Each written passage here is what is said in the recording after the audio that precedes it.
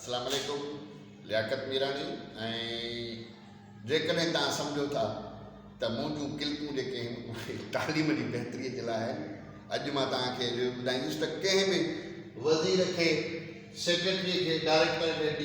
TOs खे या guest other officials school खे विज़िट कनि त कीअं कनि ऐं स्कूल जी विज़िट कनि त छा छा ॾिसनि। अफ़सोस आहे जो हिकिड़ो आम टीचर सिंध जो जेको रोडनि रस्तनि ते जेको आहे सो लाउड स्पीकर खणी क़ौम खे तालीम जे लाइ जाॻाए थो, अॼु उहो पंहिंजे हिन क्लिप जे ज़रिए वज़ीरनि जे लाइ, सेक्रेटरी एजुकेशन जे लाइ, डायरेक्टर, टीओस ऐं महिमान या उन खां पोइ अदर ऑफिशल्स जेको ऑफिशियली स्कूल खे विज़िट थो करे, उन खे छा करणु घुरिजे। मूं ग़रीब जी ज़बानी ऐं जेकॾहिं तव्हांखे सुठी लॻे त please subscribe my channel and help me and support me. हाणे ॾिसो, पहिरियों त महिरबानी करे जेको बि गेस्ट आहे, जेको बि ऑफिशियल्स आहे, उहो स्कूल में वञे थो त महिरबानी करे असेंबली में वञे। असेंबली कंहिं बि स्कूल जी शुरूआति आहे ऐं स्कूल ऐं तालीमी इदारे जी बहितरीनु शुरूआति आहे। उन जे करे जेकॾहिं को विज़िटर अर्ली वेंदो, असेंबली खां 5-10 मिंट अॻु में वेंदो, त हिकु त इहा हुनखे ख़बर पवंदी त टीचिंग स्टाफ जी अराइवल कहिड़े टाइम ते आहे, स्टूडेंट्स कहिड़े टाइम ते अचनि था, असेंबली टाइम ते थिए थी नथी थिए, ऐं असेंबलीअ जे अंदरि जेके कंटेंट फिक्स कया विया आहिनि एडमिनिस्ट्रेशन जे तरफ़ां, प्रिंसिपल जे तरफ़ां, क्लास टीचर जे तरफ़ां, क्लास वाइज़ असेंबली आहे या न आहे, कीअं छा आहे, उहो थोरो हुनखे ॾिसणो पवंदो। पर उन में तव्हां ॾिसो रेसिटेशन कीअं थी थिए, उन में हदीस कीअं थी थिए, उन में नात कीअं थी थिए, उन में ॿार तकरीरुनि में हिसो वठनि था नथा वठनि, उन में को टीचर अचे मॉरल मैसेज ॾिए थो नथो ॾिए, या हेड टीचर उनखे ख़िताब करे थो नथो करे। असेंबली इहा हूंदी, पोइ उन जो मयार ॾिसो असेंबली जो। ठीकु आहे, हाणे असेंबलीअ खां पोइ जेकॾहिं को माण्हू ऑफिस में वञी हेड मास्टर सां, प्रिंसिपल सां वेहे थो त महिरबानी करे देरि न करे सभु अटेंडेंस रजिस्टर टीचरनि जा हुजनि या स्टूडेंट्स जा हुजनि, जे असेंबली ख़तमु थिए 10-15 मिंट जो वमार थिए त महिरबानी करे उहो जेको आहे छो जो अटेंडेंस हमेशह टीचर्स जी त अॻु में लॻी वेंदी आहे, पर शागिर्दनि जी 5-10 मिंट बेल लॻण खां पोइ असेंबली ख़तमु थियण खां पोइ लॻंदी आहे। त महिरबानी करे उहे रजिस्टर्स खे चेक कंदो। हाणे कहिड़ा रजिस्टर चेक कंदो? महिरबानी करे सभु रजिस्टर चेक करे, जेकॾहिं को मामलो आहे त अटेंडेंस जा, शागिर्दनि जा, उस्तादनि जा,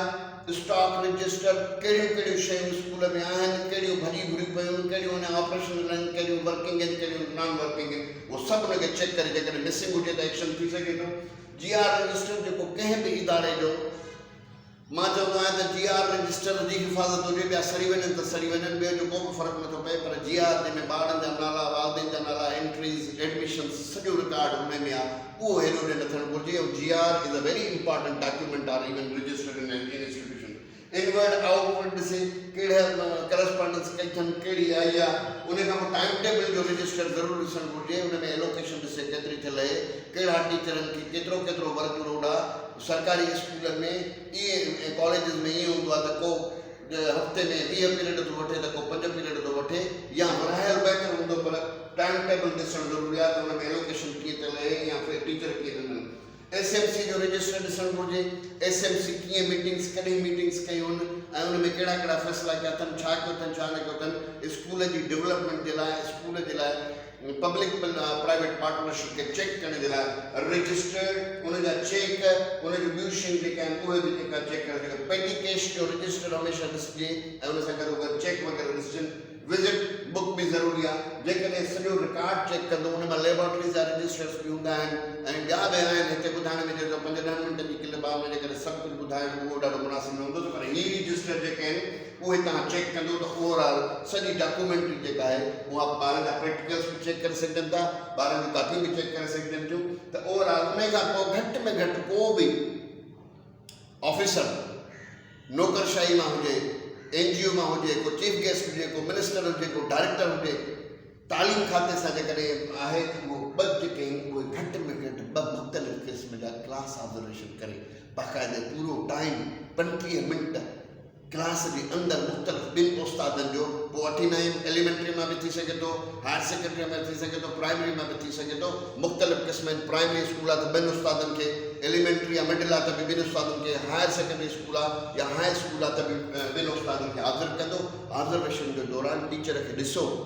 त टीचर पढ़ाए कीअं थो, ॿारनि जी कीअं पार्टिसिपेशन आहे, बोर्ड ते कीअं कयो अथई, ॿारनि जी मूवमेंट आहे या न आहे, को एक्टिविटी आहे, को ग्रुप वर्क आहे, को ॿी का शइ आहे, उन सॼी ऑब्जर्वेशन में तव्हांखे टीचर जी quality, classroom management, classroom environment, all teaching learning process, activities सभिनी जी ख़बर पइजी वेंदी। ऐं ईअं करण सां जेकॾहिं को मिनिस्टर या को डायरेक्टर सेक्रेटरी अहिड़े क़िस्म जो हिकिड़ो दफ़ो बि रूट कंहिं स्कूल में ॾिनो ऐं सॼो ॾींहुं लॻंदो, हिकिड़ो ॾींहुं हिकिड़े स्कूल जे लाइ ज़रूरी आहे। जेकॾहिं असेंबली में वञो त ठीकु आहे, न त बाक़ी जेको आहे कमु कनि इन सां ई शइ थी। उन खां पोइ ओवरऑल बिल्डिंग जी ज़रूरु विज़िट थियणु घुरिजे। पंहिंजो हेडमास्टर प्रिंसिपल जी ऑफिस मां निकिरे ओवरऑल बिल्डिंग में सॼी बिल्डिंग जी ओवरऑल पर पर्टिकुलरली साइंस लैब ॾिसणु घुरिजेसि, उनजो एक्टिविज़म ॾिसणु घुरिजेसि, उन में इक्विपमेंट्स कहिड़ा आहिनि उहे ॾिसणु घुरिजनिसि। ॿार जेकॾहिं प्रैक्टिकल कनि था त उन्हनि जे प्रोसीजर्स खे ॾिसे, प्रैक्टिकल कॉपीज़ उन्हनि जूं ॿारनि जूं ॾिसे। ऐं उन खां अलावा लाइब्रेरी, ॿार किताब इशू कनि था नथा कनि उनजो रिकॉर्ड चेक करे, केतिरा अवेलेबल किताब आहिनि, केतिरा ॿार वठी विया आहिनि, केतिरा रिटर्न न थिया आहिनि, उन में ॿारनि खे केतिरी अञा गुंजाइश आहे ॾियण जी किताबनि जी केतिरो डोनेट करे सघनि था या शॉर्टेज आहे या छा आहे, उन मसइलनि खे बि हल करणो। उन खां इहे सभु शयूं बाथरूम्स वग़ैरह ॾिसे, बाथरूम में कहिड़ी फैसिलिटी आहे, फैसिलिटीज़ ते अचूं था त महिरबानी करे सभु फैसिलिटीज़ जेके शागिर्दनि जे लाइ सोशल फैसिलिटीज़ आहिनि, त उन्हनि खे पाणी प्रॉपर मिले थो, उनजे कमरनि में पखा वखा लॻल आहिनि, वेंटिलेशन उन्हनि जी ठीकु आहे, क्लास एनवायरमेंट उन्हनि जूं बेंचूं वग़ैरह ठीकु आहिनि, ॿार कंजस्टेड वेठा आहिनि, ॿार फ्री वेठा आहिनि, ॿारनि जी स्ट्रेंथ केतिरी आहे, ओवरऑल सॼे स्कूल जी स्ट्रेंथ केतिरी आहे, इहे सभु शयूं जेके आहिनि ॾिसबियूं। तॾहिं ई त आख़िर में वेही उन स्कूल जी डेवलपमेंट जे लाइ, उनजी शॉर्टेज जे लाइ, उनजी वीकनेसिस जे लाइ करे त फैसिलिटीज़ में सभु शयूं ॾिसो ॿारनि जे, त ॿारनि खे बेंचिस आहिनि, ॿारनि खे पीअण जो पाणी आहे, ॿारनि जा बाथरूम वग़ैरह ठीकु आहिनि न आहिनि, ॿार साइंस लैब में आइटम आहिनि न आहिनि, लाइब्रेरी में किताब आहिनि न आहिनि, इहे सभु शयूं ॻाल्हियूं थी कनि। जेकॾहिं को सुठो विज़िटर आहे ऐं छो जो मोस्टली डायरेक्टर ताईं त सभु टीचर ई जेके प्रमोट थींदा आहिनि, सेक्रेटरी जेको आहे मैनेजमेंट ग्रुप जो हूंदो आहे उनखे ख़बर न हूंदी त कीअं पढ़ाइजे, पर उहो पढ़ाए बि सघे थो, या मिनिस्टर बि एतिरी कैपेबिलिटी न हूंदी आहे पढ़ाए, पर सुठो विज़िटर उहो आहे जो टाइम टेबल जे हिसाब सां प्रिंसिपल खे रिक्वेस्ट करे त मां हिकिड़ो पीरियड पढ़ाईंदुमि, थी सघे त ॿिनि टीचर्स खे जेकॾहिं को कैपेबल आहे एतिरो ऐं टीचिंग लाइन में आहे या उनखे मैथोडोलॉजी जी ख़बर आहे या बहितर पढ़ाए सघे थो, त महिरबानी करे जेके फ्री टीचर वेठा आहिनि उहे बि क्लास जे पुठियां विहारे ऐं उहो पढ़ाए ॾेखारे त भाई बीइंग ऑफिशियल विज़िटर अचो त मां तव्हांखे पंहिंजे तरीक़नि सां पढ़ाए थो ॾेखारियां, जेकॾहिं बेनिफिशियल आहिनि त उहे टीचर उनखे इम्प्लीमेंट कनि। उन खां अलावा सॼी स्कूल जी विज़िट खां पोइ जेके बि एकेडमिक्स में इशूज़ ॾिठा अथई, अराइवल में, डिपार्चर में, क्लासरूम मैनेजमेंट में, क्लासरूम एनवायरमेंट में, ओवरऑल वॉकिंग जे दौरान उहे महिरबानी करे टीचिंग स्टाफ सां हिकिड़ी मीटिंग करे आख़िर में मोकल खां पोइ, ऐं जेकी बि सॼे स्कूल जी ऑब्जर्वेशन आहे, जिते जिते उस्तादनि जूं कम्यूनिकेशन उते उन्हनि खे ॿुधाए, जिते मैनेजमेंट जूं कम्यूनिकेशन उते उन्हनि खे ॿुधाए, ऐं उन खां पोइ वेही करे स्कूल जी डेवलपमेंट, स्कूल जी तरक़ी, मयारी तालीम, डिसिप्लिन जे बारे में वेही उन्हनि सां खोड़ सारी ॻाल्हियूं उते करे सघजनि थियूं, ऐं उनखे जेको आहे सम्झाए सघिजे थो, उन्हनि खे ॿुधाए सघिजे थो ऐं इम्प्लीमेंट करे सघे थो। उन खां पोइ विज़िट नोटबुक जेको आहे घुराए उन ते जेका बि रूदार उन स्कूल जे दौरान ॾिठी आहे उहा उनखे नोट करे, ऐं नोट करण खां पोइ उन खां अलवादाई करे यादि रहे त विज़िटर खे कोशिशि करणु घुरिजे त इनसाइड स्कूल जेके मुख़्तलिफ़ क़िस्म जा हेडमास्टर ऐं प्रिंसिपल हरबा हलाए मानियूं भत ऐं उनखे दावत हुयो जेका तोहफ़ा वग़ैरह ॾेई ऐं माण्हुनि खे कूल डाउन कंदा आहिनि, उन में न वञणु घुरिजे, उनखे ट्रांसपेरेंसीअ सां, ऑनेस्टीअ सां स्कूल खे विज़िट करणु घुरिजे। ॾिसो जेकॾहिं को माण्हू विज़िटर असेंबली विज़िट कंदो, असेंबली जे सॼे वहिंवार जी ख़बर पइजी वेंदी, उन खां पोइ सभु रजिस्टर जेकॾहिं हूंदा त उनखे सॼनि रजिस्टर जी ख़बर पइजी वेंदी त डॉक्यूमेंट्री या प्रूफिंग जे हिसाब सां कहिड़ियूं कहिड़ियूं शयूं जेके आहिनि उन में एविडेंसिस आहिनि, रजिस्टर्स एविडेंसिस आहिनि। क्लासरूम ऑब्जर्वेशन में तव्हांखे एकेडमिक्स कीअं टीचिंग लर्निंग प्रोसेस जी ख़बर पवंदी, सॼी बिल्डिंग घुमण सां तव्हांखे सॼी social issues, academic issues, scientific issues, library जा इशूज़ या बिल्डिंग जा इशूज़ या फैसिलिटीज़ जा इशू जेके तव्हांखे मिलंदा। टीचिंग कंदो त जेकॾहिं सुठो टीचर हूंदो ऐं जेकॾहिं पुठियां हुनजे उस्ताद वेठा आहिनि त उनखे काफ़ी फ़ाइदो मिलंदो। टीचिंग स्टाफ सां मीटिंग करण में इहो थींदो त जेके क्यूरीज़ प्रॉब्लम्स एकेडमिक ऐं नॉन एकेडमिक्स आहिनि उहे उन्हनि सां डिस्कस करे हिकिड़ो लाहेबल तयारु करे सघे थो, उनखे गाइड करे सघे थो। हर को छिकताण करण जी ज़रूरत न आहे, पर गाइडेंस ॾियण जे लाइ,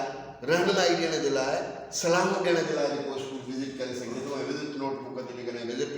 उहा ओवरऑल हिकिड़ो डॉक्यूमेंट थी वेंदो विज़िट जो, जंहिंखे तव्हां ज़बरदस्त करे सघंदा। हीअ शयूं जेकॾहिं को बि अप्लाई कंदो विज़िटर, को मिनिस्टर हुजे, को डायरेक्टर हुजे, DO हुजे, जेकॾहिं हिकु ॾींहुं या 4-5 पीरियडनि जो मुसलसल कंहिं स्कूल में विज़िट कजे ऐं हे जेके आहिनि जेके मां शयूं तव्हांखे ॿुधायूं हिननि खे अप्लाई कंदो त ओवरऑल सॼे स्कूल बि कॉन्शियस रहंदो ऐं अहिड़े क़िस्म जूं फ्रीक्वेंट विज़िट जेकॾहिं थींदियूं त